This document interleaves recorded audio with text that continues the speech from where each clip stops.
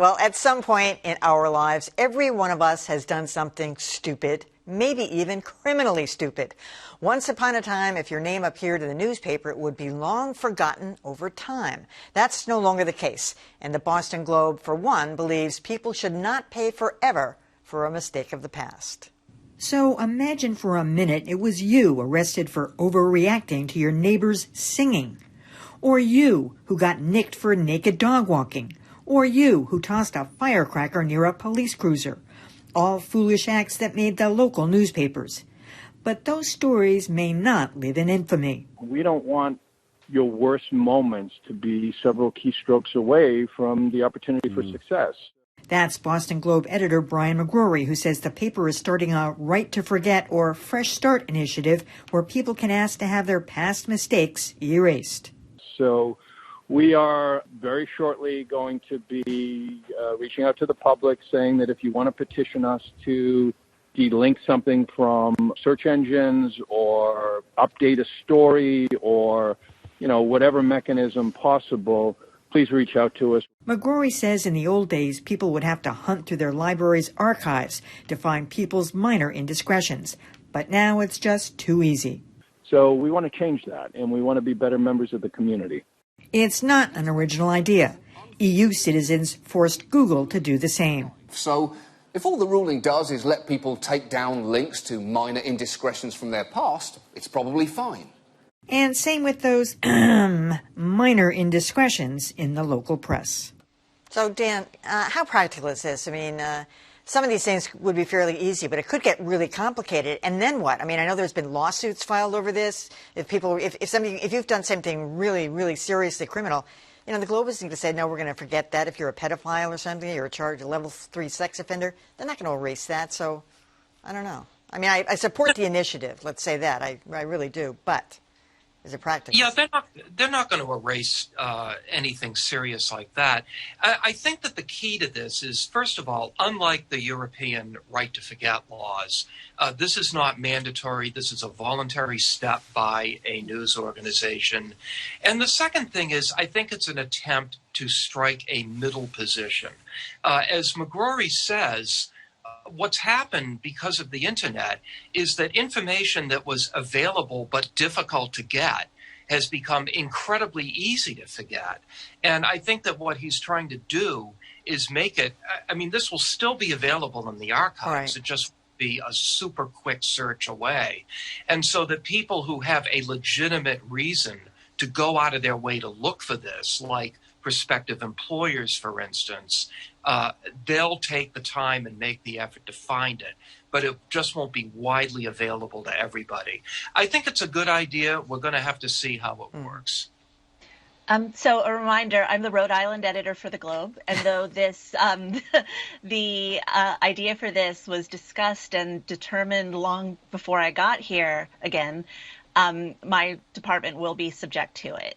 So that said, I think that Brian made the point during the radio show that the newspapers were never meant to be able to follow people around all their lives and to have their worst moments available 24/7 on view to the public whenever you wanted to see it.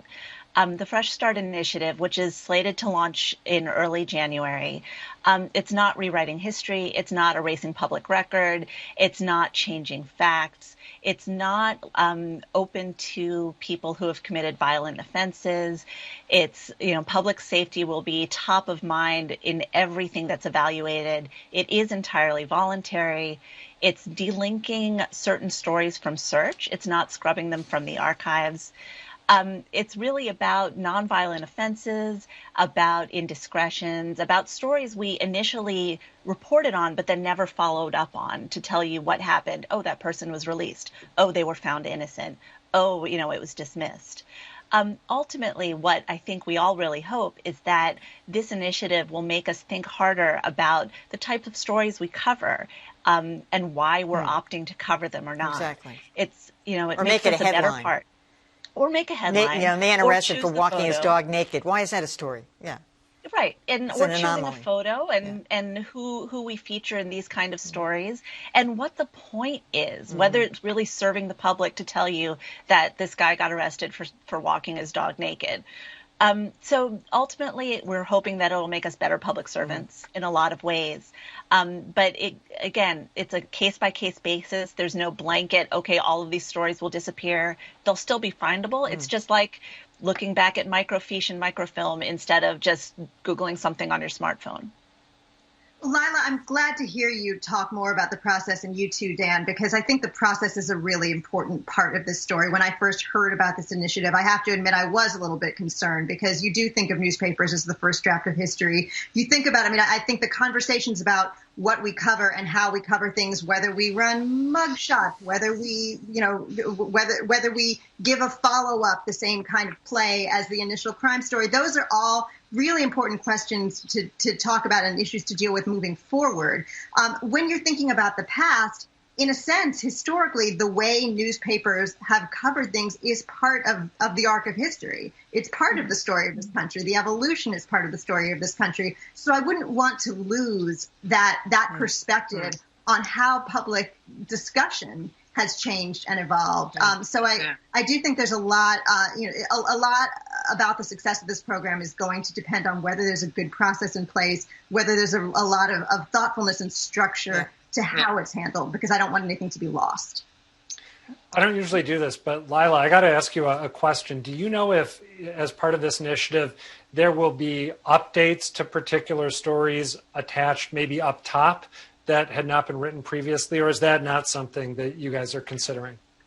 That's still being hammered out, but I think right now, whenever we make a significant update to any story for whatever reason, there's an editor's note appended to it. So it wouldn't be that the story just magically changes without anything big. I mean, we don't put editor's notes every time we correct spelling or punctuation or add some more information that came to light later necessarily. But when it's something like this, I think it's likely that there will be some sort of a flag on it to let you know that it has changed. We'll be looking forward to it. I asked that because I like the idea of stories being updated. I think in the media, we're very quick to pounce on examples of bad behavior. I'll be the fourth person here to bring up a guy walking his dog naked. We don't follow up if someone's exonerated. I will say, I wonder if there's going to be a slippery slope here where there are certain cases where it's not black and white, whether this should be delinked, for example, where it should be, whether it should be made harder to get this information.